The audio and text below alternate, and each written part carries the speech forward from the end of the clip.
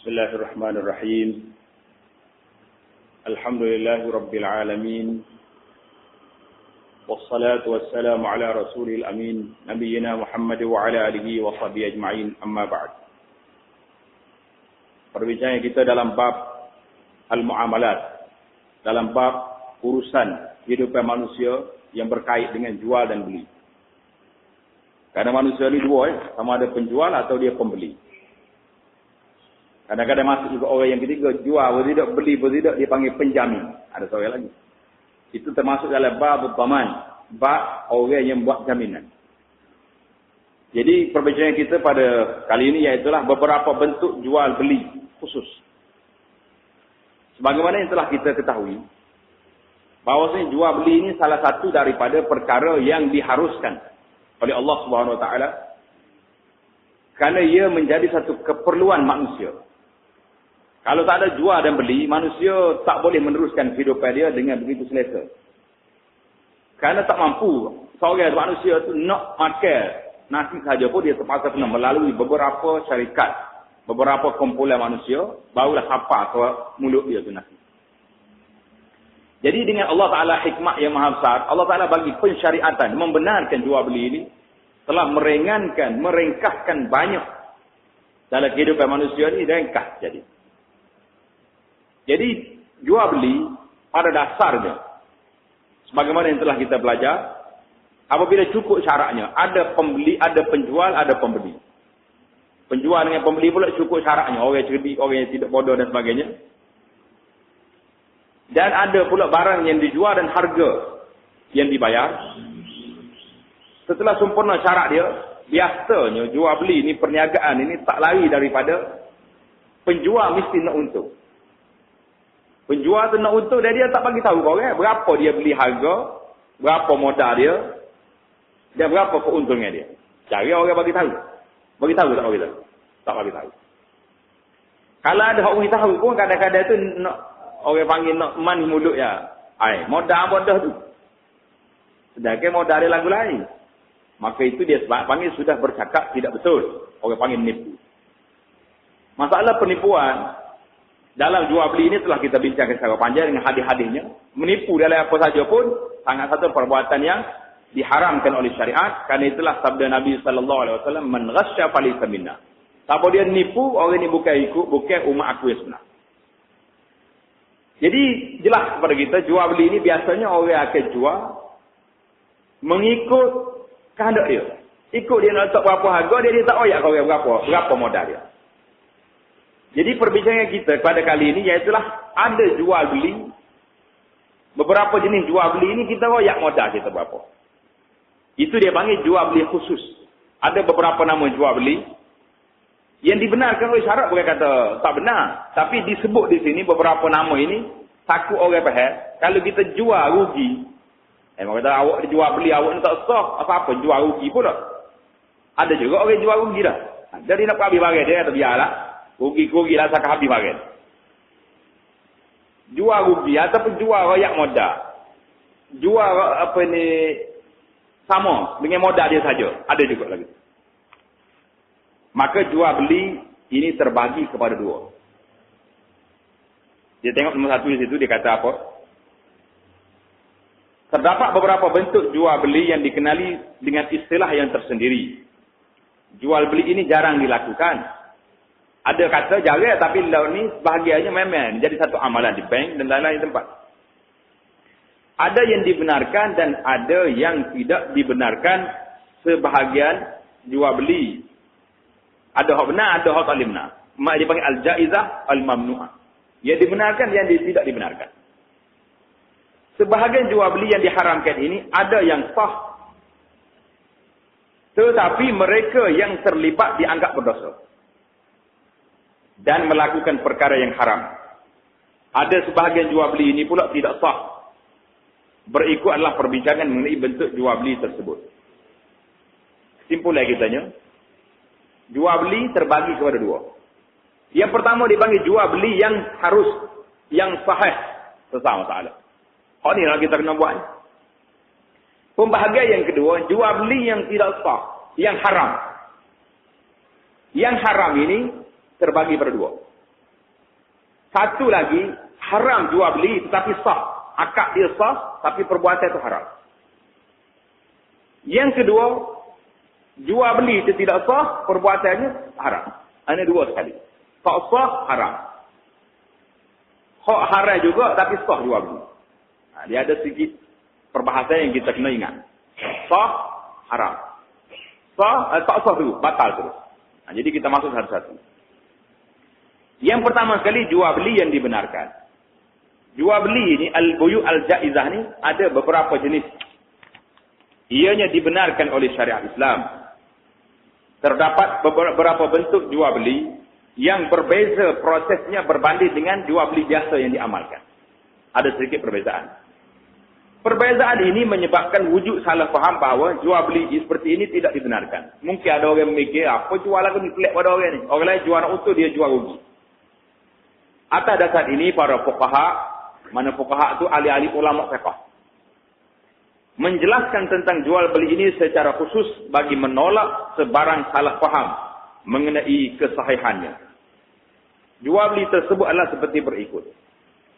Yang pertama dipanggil jual at-tauliyah. At-tauliyah, bahasa Arab dia tulis alif lam ta waw lam ya ta bulah. At-tauliyah. Apa dia makna jual beli tauliyah ini? Penjual menjual barangan yang dibeli dan telah diterimanya dengan harga asal ketika membelinya tanpa menyebutkan harganya. Makna tauliyah ni, kita beli harga RM10, kita pergi jual juga RM10. Tak wayak kau kan? Tak kata apa-apa. Tak kata saya beli jual modal ni. Tak bagi tahu. Mana kita beli RM10, jual RM10. Ataupun penjual berkata kepada pembeli, saya bersetuju dengan akad ini secara tauliyah. Saya setuju. Wallaitu ka hadzal aqd. Maknanya dia kata, kita jual ni cara tauliyah. Nak kata tauliyah dia itu, penjual tak tahu juga istilahnya. Pembeli kau tak tahu, dua-dua tak tahu. Jadi tak kata apa. Yang pentingnya dia jual modal dia. Dia beli RM10, jual RM10. Itu dia panggil bai' at-tauliyah. Maknanya beli jual modal. Habis satu. At-tauliyah maknanya jual modal, beli 10, jual 10. Yang kedua, al-isyraf. Al-isyraf. Alif shin ra alif kaf. Ingat molek. Bahasa Rumi tu boleh pergi dua tu. Kadang-kadang kita tengok dalam kalender ada tulis isyraf. Isyraf tu mana naik matahari, syuruk. Ada juga. Hak ni isyraf dengan kaf. Maknanya apa makna isyraf? Berkongsi. Beli secara berkongsi. Lagu mana pula?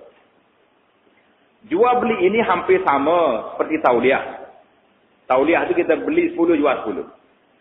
Hanya membabit, tetapi isyraf ni, dia tak jual semua. Dia membabitkan sebahagian barangan yang dijual sahaja. Bukan semua.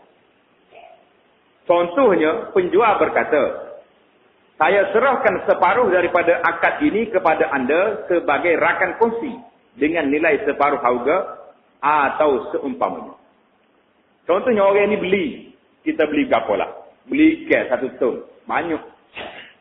Beli harga satu bekas ni RM20 ataupun RM100. Kita pergi cari saing kita. Awak ambil setengah RM50 bayar. Jadi 1 ton ni kita kata ada 20 kilo. Kita baginya dia 10 kilo seorang. Itu maknanya jual tauliyah juga. Pada dasarnya. Jual modal juga tapi setengah. Jual sebahagian saja. Banyak juga ramai juga orang kita pasal jenis kosti lagi tidak? Beli kosti. Mana kita beli mesti wadah buah bau kita kata. Beli 1 ton banyak. Koyak ke sayang kita dia mau ambil setengah, kita ambil setengah. Harganya harga dulu, kita ada ambil utuh ke apa. Itu dia panggil tauliyah isyraf. Maknanya kongsi, beli kos. Namun sebab bahagian yang ingin dikongsi perlu dinyatakan dengan jelas. Syarat dia nak kongsi boleh. Tapi kena nyatakan dengan jelas bahagian mana kita nak kongsi. Kalau kita beli ikan, tanya dia, ikan ni 20 kilo, kita bagi 2. Kita imbas, bagi 2. Tak kira banyak mana. Kalau benda jenis bilangan, 100 biji, 50 solat. Ataupun cara kilo, maknanya mesti jelas pembahagian. Kalau kita beli apa saja, beli tanah ke apa, oh ya, saya nak jual setengah ni, alif ulu. Kalau tidak, jadi kelahi pula. Jika bahagian tersebut tidak dinyatakan dengan jelas, Contohnya penjual berkata, saya serahkan kepada anda sebahagian daripada akad ini sebagai rakan kongsi. Royak sebahagian. Akad tersebut tidak sah kerana wujud ketidakjelasan. Ada benda yang tak jelas. Alik mana? Tak tahu. Banyak mana nak bagi? Bahagian mana? Tidak tahu. Maka di sini perlu kita jelaskan nak bagi banyak mana. Kongsi banyak mana? Bagi dua. Manakala benda bertimbang, kita bagi tertimbang. Kalau benda bahasa jenis kena pilih, bilangnya, kita bilang. Tapi kalau benda yang tidak boleh, benda tu tak boleh nak jalan, nak kongsilah ke mana.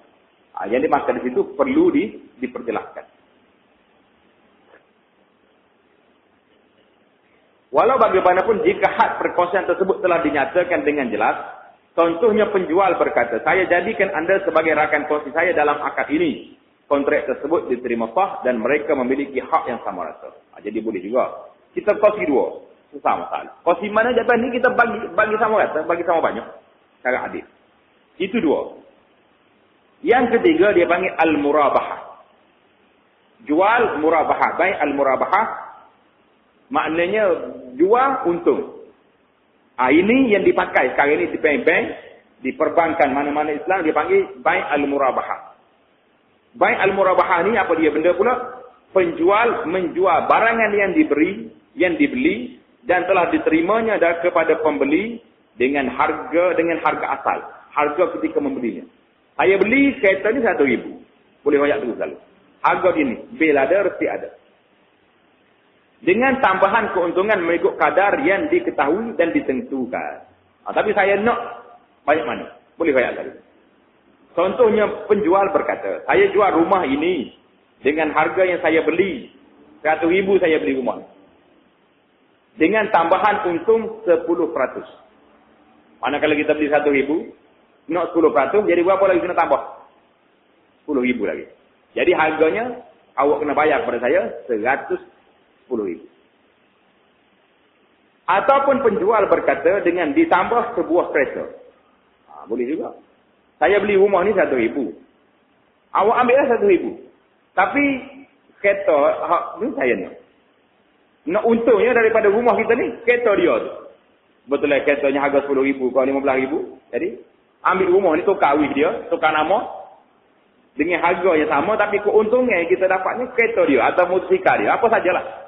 Jadi boleh. Atau seumpamanya, dan ini bermakna keuntungan tersebut tidak perlu sama dengan jenis bayaran yang ditetapkan. Kecuali dalam masalah amwal ar-ribawiyah. Harta-harta riba maka perlulah sama. Dan yang kita akan belajar nanti insyaAllah. Tapi hal ni benda-benda yang tidak terlibat dengan riba. Boleh. Dia panggil bai' al-murabahah. Kita beritahu kepada orang, saya beli harga dia berapa, tapi keuntungan saya nak 5%, 10%, ataupun keuntungan dia ni, mari motosikal mu tu. Upah beli. Jadi dia panggil ini baik al-murabahah. Inilah yang dipakai di banyak di bank sekarang dipakai lagi. Sebab bank akan beli rumah dengan pemaju. Dia akan beli rumah pemaju tapi dia jual balik kita dengan harga naik 8%, 10%, itu dia panggil baik al-murabahah. Yang keempat, baik al-muhafazah. Berbaris molek sikit. Al-muhafazah atau al-wadi'ah. Ini bagusnya.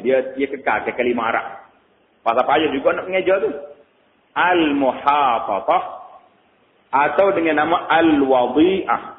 Wadi'ah dengan dad. Kalau kata al-wadi'ah, lain. Itu makna simpanan. Biasa dia kata nak buka akaun wadi'ah kah? Dia tak kata wadi'ah mana. Tak bunyi air dia buat dia. Dia punya wadi'ah gitu ya. Dia ngaji pun tidak ngajar Arab. Tak apalah. Itu yang pentingnya. Istilah tu, apa istilahnya? Al-wadi'ah. Istilah yang kedua, hal ni yang kita belajar ni dengan dad. Al-wadi'ah. Apa dia jenis al-wadi'ah dengan al-muhafazah ni pula? Penjual menjual barangan yang dibeli dan telah diterimanya, maknanya dia sebut sini yang dibeli dan diterimanya. Nampak? Sebab syarat kita nak jual barang ni, kita kena terima tu barang dulu. Maknanya kita pergi kedai ambil barang orang ni, sudah beli siap, ambil barang dia, barulah kita pergi jual ke orang lain. Kalau kita pergi beli kedai, berapa harga? RM100. Mari resit. RM100. Kita tak ambil barang tu. Kita pergi jual ke orang lain pula. Awak nak barang ni? Nak RM110. Mana barang? Dia ambil kedai orang tu. Ni resit ni, dia ambil. Tak boleh. Dia kena ambil dulu barang, terima dulu, baru jual ke orang. Kita baca belajar bahawa ini dalam bab terima barang. Okay? Penjual menjual barang yang diberi dan telah diterimanya kepada pembeli dengan harga asal beserta dengan potongan atau kerugian dengan kadar yang tertentu. Contohnya 10% atau seumpamanya. Jadi jual beli muhabatah atau al-wadi'ah berlawanan dengan jual beli al-murabahah. Berlawan dua tu. Murabahah minta untuk 10. Al-muhabatah ni saya beli 100,000 tapi oleh kerana saya ni mustahak nak duit sebab saya sanggup jual dengan harga 80,000 tunai mai tu. Apa nak beli ambil. Lelu, dan orang panggil jenis lelu. Muhabatah ni orang panggil lelu pakai. Yang pentingnya dia rugi tapi nak cepat nak duit. Keempat-empat jual beli ini dibenarkan dan bertepatan dengan syarak. Jadi sah belakang empat perkara ni tak jadi masalah pada kita. Dalil-dalilnya ada seperti berikut. Yang pertama, kesemua jual beli ini memenuhi rukun-rukun dan syarat-syarat yang ditetapkan dalam jual beli. Semua jual beli ini termasuk dalam firman Allah Ta'ala, a'udzubillahi minasyaitanirrajim, wa ahallallahu al-bai'a wa harrama ar-riba. Allah telah menghalalkan jual beli, berniaga dan mengharamkan riba. Riba ni satu benda yang haram, yang wajib setiap Muslim mengetahui perkara riba. Kalau tidak kita akan jatuh ke lembah kehinaan di hadapan Allah SWT kerana kita akan istihad perai dengan Tuhan kalau siapa-siapa yang terlibat dengan riba. Jadi insya-Allah kita akan masuk bab riba ni dalam beberapa siri pengajian kita akan datang. Syarat yang kedua, beberapa jenis jual beli ini berpandukan kepada hadis mengenai hijrah yang panjang lebar. Waktu Nabi SAW nak hijrah dulu, Sayyidina Abu Bakar As-Siddiq radhiyallahu taala anhu wa ardhahu, dia siap sedia 2 ekor kuda, 2 ekor unta. Seekor untuk dia, seekor untuk Rasulullah sallallahu alaihi wasallam. Apa Nabi kata? Abu Bakar kata apa kepada Nabi sallallahu alaihi wasallam? Ambillah salah satu dari 2 ekor unta ku ini. Ambillah Rasulullah, pilih Rasulullah nak yang mana? 2 ekor, siap. Saya siap, saya dah mulai. Rasulullah sallallahu alaihi wasallam membalas, Nabi kita jawab, boleh. Saya nak unta ni, tetapi dengan bayaran. Boleh, tapi saya mesti nak bayar. Maksudnya Nabi kita sallallahu alaihi wasallam nak berhijrah dengan harta dia sendiri. Dia tak sindukan. Nak ambil pahala penuh hijrah. Sebab hijrah ni terlalu besar. Dia punya kelebihannya terlalu tinggi di sisi Allah Subhanahu Wa Taala. Sehingga Nabi mengatakan al-hijratu tajubu ma qablah. Hijrah ni menghapuskan dosa-dosa yang lepas. Habis. Apa dia hijrah? Selesai. Maka Nabi kita sallallahu alaihi wasallam memilih nak hijrah tapi nak dengan harta dia sendiri. Tak dia bayar Abu Bakar. Jadi apa dia wajib syahidnya sini? Secara zahirnya apa yang dilakukan di sini merujuk kepada akad at-tauliyah wallahu a'lam. Maknanya Abu Bakar beli 100 dinar ke berapa berdinar, tentulah dia akan jual kepada Nabi sallallahu alaihi wasallam dengan harga dia beli. Ini menunjukkan bahawasanya baik at-tauliyah sahih, halal. Jadi Abu Bakar nak suruh Nabi naik free percuma ya. Tapi Nabi tak nak bayar juga. Jadi tentulah Abu Bakar tak akan reda nak ambil duit Rasulullah untung. Maka dia akan berayak Rasulullah, saya beli berapa dinar, berapa dirham, bayarlah setakat itu. Ini menunjukkan bahawasanya baik at-tauliyah itu sahih. Dia kadang-kadang dalam masalah hukum ni kita banyak mikir. Hati-hati hukum ambil dalam cerita nak hijrah, tapi ada benda jual beli situ yang boleh dikaitkan. Maknanya Nabi sallallahu alaihi wasallam jual beli dengan Sayyidina Abu Bakar dalam masalah ni, ulama ambil cerita hijrah ni buat tubik kepada kita hukum at-tauliyah. Hebat kata hebat ulama kita ni. Dia panggil istinbat. Istinbat ni maknanya gali hukum daripada cerita-cerita yang ada ini. Kalau itulah dalam Quran ni kadang-kadang kita ambil gali hukum. Hukum apa dia? Hukum al-ijarah. Hukum sewa, hukum orang.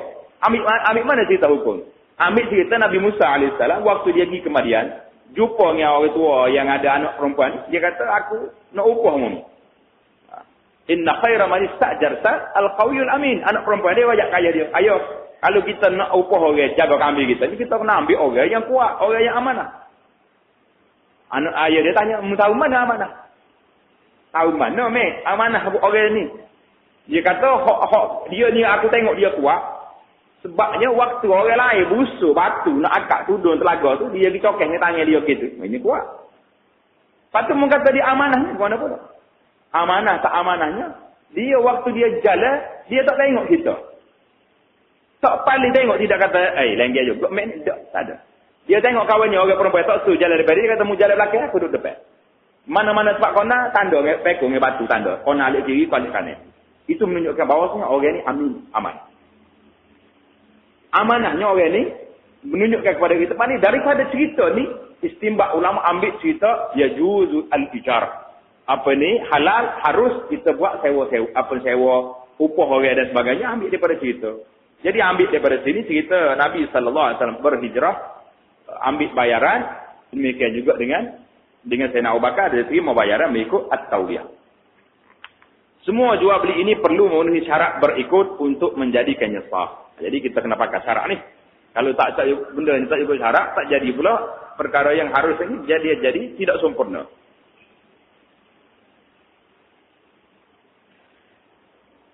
Kedua-dua pihak perlu mengetahui harga asal pada masa akad dibuat, dilaksanakan.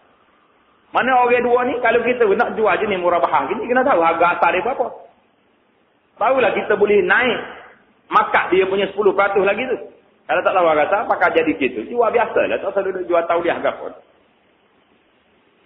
Jika kedua-dua pihak atau salah satu pihak tidak mengetahui harga asal ketika akad dilakukan, jual beli tersebut tidak sah, walaupun harga tersebut dapat diketahui ketika masih dalam majlis akad dan sebelum mereka berpisah.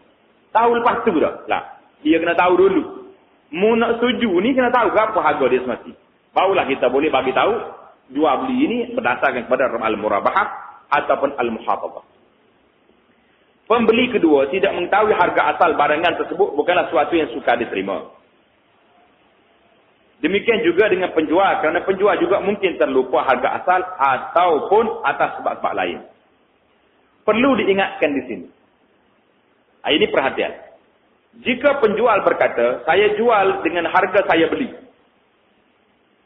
Penjual ni royak kepada pembeli, saya nak jual barang ni mengikut harga saya beli.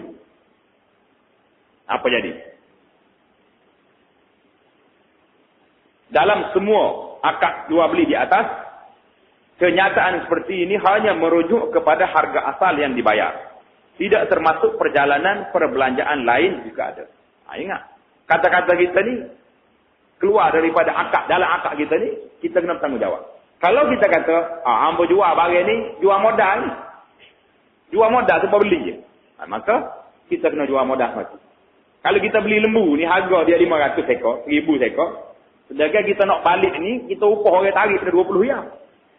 Upah orang ceruk pula berapa riyal, 20 riyal pula. Modal dia sudah jadi 1040 ringgit.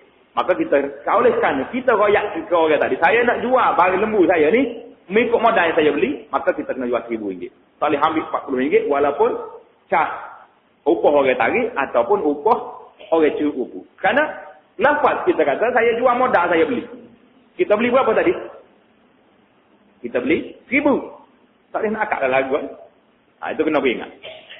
Kena beringat balik. Jadi kalau nak suruh selesai masalah, saya jual modal saya lembu seekor lembu ni, berdasarkan kepada belanja yang saya beli lah. Belanja yang saya gunakan.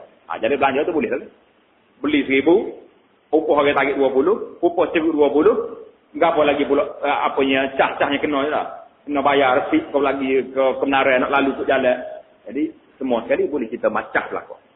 Jadi oleh kerana mengikut dalam apa ni, cah khidmat dia ni RM50 kita boleh naik. Jadi dalam jual beli ni kita kena akad kita sendiri tu, lafaz yang kita kata ni kita kena bertanggungjawab. Kalau tidak dia jadi benda lain. Jika penjual berkata, saya jual kepada anda dengan kos yang saya tanggung. Ini masalah. Saya jual barang ni mengikut hak kita habis lah, modal berapa habis. Jadi kos yang kita tanggung termasuk dalam tu. Kenyataan ini merujuk kepada segala pengangkutan. Segala perbelanjaan dalam jual beli tersebut, termasuk upah pengangkutan, kos penyimpanan, stor dan sebagainya boleh pakai belakang. Manakala kita beli kat benda daging beku ke apa, harga peti pun boleh masuk lagi. Terdapat beberapa jenis jual beli lain yang dibenarkan seperti jual beli as-salam. Jual beli salam ni pelik sikit. Dia panggil jual beli kita tempah. Jual beli tempah ni, mengikut asas kita belajar. Dalam syarat jual beli, mesti barang tu ada. Kalau jual barang tak ada, dia panggil bai'ul ma'dum. Benda tak ada. Tapi dalam jual beli salam, kita boleh beli barang tak ada. Berdasar kepada katalog yang ada depan. Lo ni orang banyak beli dengan gambar-gambar katalog, ya dah. Kita tengok, oh ni comel. Berapa harga? 500? Boleh? Bayar dulu. Lepas tu, seminggu lagi siapa barang. Itu dia panggil jual beli salam. Penjelasannya akan sampai nanti insyaAllah. Jual beli barangan berunsur riba dan pertukaran mata wang. Pertukaran mata wang. Kita akan bincangkan semua bentuk jual beli ini selepas tajuk jual beli yang tidak dibenarkan. InsyaAllah dia akan mari. Jual beli seperti ini akan mari nanti insyaAllah. Kita berpindah kepada tajuk yang kedua, jual beli yang tidak dibenarkan. Jual beli yang tidak dibenarkan terbagi pada dua tadi. Satu, sah jual beli tapi haram. Yang kedua, tak sah terus. Beli pun tak beli, tak beli pun tak beli juga. Mana barang tak sah. Terdapat beberapa bentuk jual beli yang tidak dibenarkan oleh syarak. Kerana sesuatu kecacatan atau kerana sesuatu perkara yang dikaitkan dengan jual beli tersebut. Jual beli yang tidak dibenarkan ini terdapat dalam dua jenis. Iaitulah jual beli yang tidak sah dan jual beli yang sah tetapi haram. Sah tapi haram. Kita masuk pada yang pertama, jual beli yang diharamkan dan tidak sah. Haram, pasal bercanggah dengan syariat. Akadnya tidak sah kerana tidak cukup syarat yang dibenarkan oleh syarat. Ini bahaya. Bahaya ke tak bahaya? Bahaya kadang-kadang nampak simple ya. Kita duduk main kali-kali ni. Rupanya benda ni benda haram. Ini yang kata kita kadang-kadang makan haram pagi lagi tu. Pagi petang makan haram dilaknat oleh Allah SWT kerana kita tidak tahu akad sah ataupun tidak sah. Ini bahaya. Yang pertama, jual beli ini tidak dibenarkan oleh syarak kerana tidak memenuhi rukun-rukun atau syarat-syarat tertentu yang ditetapkan oleh syarak. Syarak telah menyenaraikan beberapa jenis jual beli yang tidak dibenarkan dan para fuqaha telah menetapkan jual beli ini sebagai tidak sah. Yang pertama, menjual susu yang masih belum diperah. Maknanya, saya nak beli susu, RM2. Dia kata ambil dalam labu susu dia.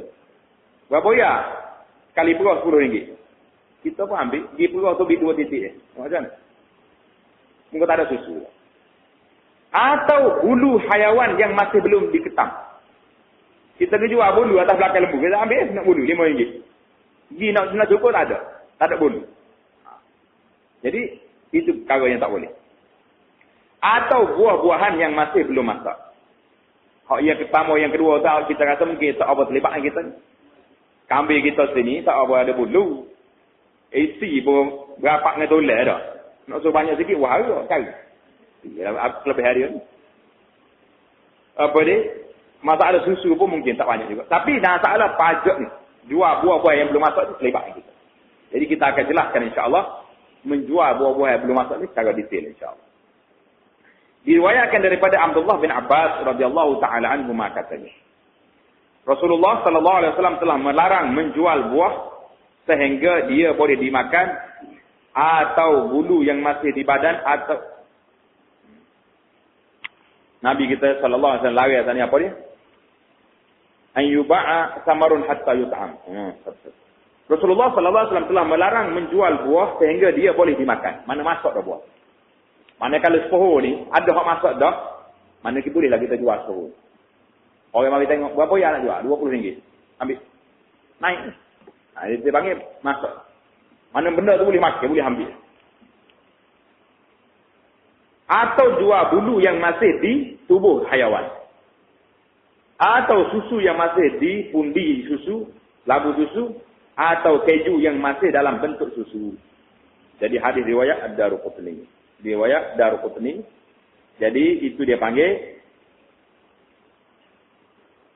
benda-benda yang Nabi kita haram. Maksud keju ni yang masih dalam bentuk susu ialah ibu susu itu masih belum diperam atau diproses. Mana tak buat lagi pun. Punca jual beli ini tidak sah kerana wujud ketidakpastian tentang barangan yang dijual. Tak pasti ada ke tak ada. Buah-buahan yang masih belum masak, tidak diketahui berapakah nilainya apabila telah masak. Mungkin dia dulu. Tak dia masak lagi, punuh habis makan, dia ulat dan sebagainya. Kerana mungkin wujud perbezaan nilai yang jauh Demikian juga dengan susu yang masih dalam pundi susu. Bulu haiwan pula jika diketam sehingga ke pangkalnya akan membawa kemudaratan kepada haiwan. Kita beli mahal, bulu tak ada. Jadi dia akan kerak apa kata atas tulang, atas apa ni kulit kawal itu. Susah pula dia. Oleh itu, ia tidak dibenarkan. Jika dibiarkan sebahagiannya dengan tujuan tidak memudaratkan haiwan tersebut, jumlah yang ditinggalkan tidak diketahui pula. Jadi tak tahu hak mana sudah boleh. Semua ini terdedah kepada risiko, gharar dan ketidakpastian yang menyebabkan jual beli tersebut tidak sah. Ini dipanggil halusnya syariat Islam. Nak jaga perundangan syariat ni, kemaslahatan manusia ni, nak jaga maslahat manusia. Takut orang ni kena tipu dah orang. Buat undang-undang yang menyekat perbuatan tersebut.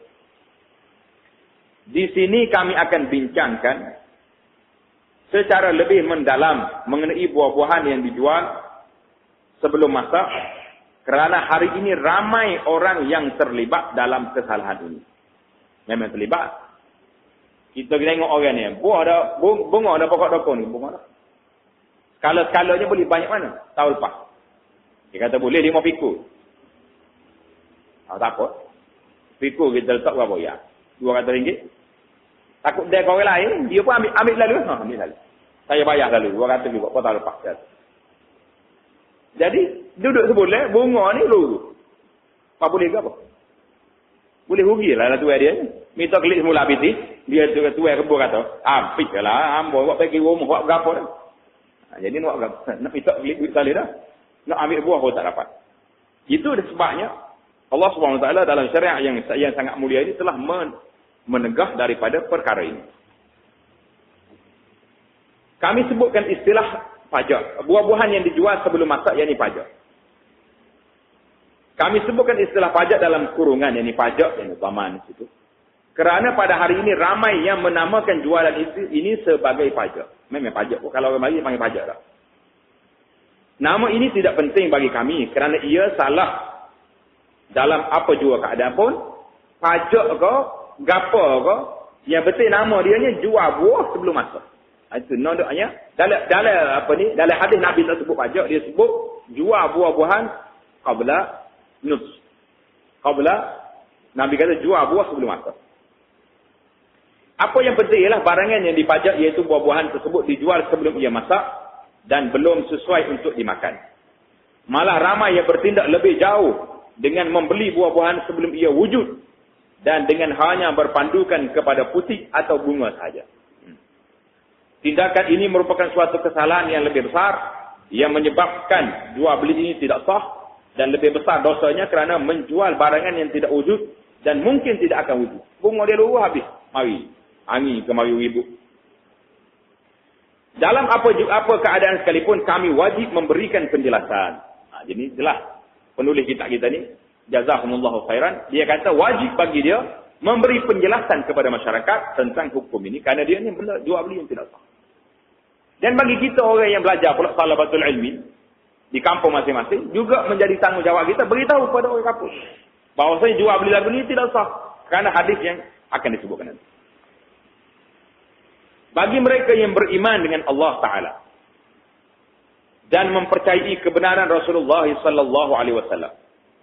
Bagi mereka yang beriman bahawa mereka akan menghadap Allah pada hari yang tidak berguna segala harta dan anak. Bila? Hari kiamat. Kecuali mereka yang menghadap Allah dengan hati sejahtera, mereka ini perlu dengar, akur dan tunduk kepada perintah Allah. Mereka sepatutnya tidak melakukan perkara yang dilarang walaupun merasakan perkara itu memberi keuntungan pada mereka. Tuai-tuai kebun, jangan sekali-kali jual buah. Tak apa dah orang nak. Mana tahu lagi dia kata boleh jadi. Buah tak jadi tahun ni. Tapi pitih kita beres dah boleh tak? Lah, jangan ambil harta yang tidak halal. Segala kemudaratan sebenarnya wujud dalam semua perbuatan yang bercanggah dengan perintah Allah Ta'ala. Jadi kalau kita tengok, kalau ada orang kata, susahlah dia kata ikut syariat ni. Tak, tuan-tuan. Yang menjadi susah hari ini, dunia celaru hari ini sebab manusia lawai hukum Tuhan. Itu saja. Bila Allah Ta'ala kata riba ni hari ini, pakat beli riba belakang. Bank-bank habis pakat makan riba. Bila sekarang ni, bila tersentuh ekonomi jatuh, barulah nampak sedar. Orang yang terlibat dengan perbankan Islam tak terkena dia punya tempias. Tak sekira lah dengan nama apa global atau tak global ke ekonomi dunia. Apa yang pentingnya dengan sebab manusia ni. Selalu manusia ni kerana apa? Kerana lawan kehendak Allah SWT mengikut syariat Allah. Tengok dia kata sini apa? Segala kemudaratan. Hak mudarat atas manusia. Sama ada dalam hidup masyarakat kita hari ni ke? Sama ada dalam keuangan kita ke selalu ekonomi jatuh. Sama ada dalam masyarakat hidup huru-hara hari ni. Huru-hara tak huru-hara? Huru-hara. Anak balongnya mok balongnya anaknya tak nyelempar mok di tepi sesebas di tepi masjid. Ini kecelaruan huru-hara. Sebab apa? Sebab manusia kemudaratan yang buat ni kerana manusia sendiri tak ikut perintah Allah SWT. Anak semaya kau tak semaya kau ikut mulawat. Anak nak gendong dengan siapa gendong je lah. Jangan wakil cucu barulah kira molek. Mari cucu dah, kok tak ada lagi. Lepas tu barulah merah tu telinga baru nak kira guana buat perangai lagu ni baru. Belum pada ni semaya kau tak semaya kau tutup aurat kau tidak kau berjalan sana sini tidak menjadi satu agenda dalam kehidupan kita. Segala kemudaratan sebenarnya wujud dalam semua perbuatan yang bercanggah dengan perintah Allah. Betul tuan-tuan. So kita boleh kaji sesuatu. Dalam perkara apa saja pun, huru-hara ni sebab manusia yang tidak ikut perintah Allah SWT, perintah Rasulullah sallallahu alaihi wasallam. Jadi oleh kerana masa kita sudah tamat, kita sambung dalam masalah nasihat, dalam masalah tidak ikut perintah Allah Taala ni yang akan membuatkan manusia huru-hara. Bukan ikut Islam tu huru-hara. Kalau ada orang kata ikut Islam huru-hara, maka orang ni orang yang belum sempurna imannya kepada Allah, ataupun kita kata orang ni belum cukup pengajian dia tentang Islam.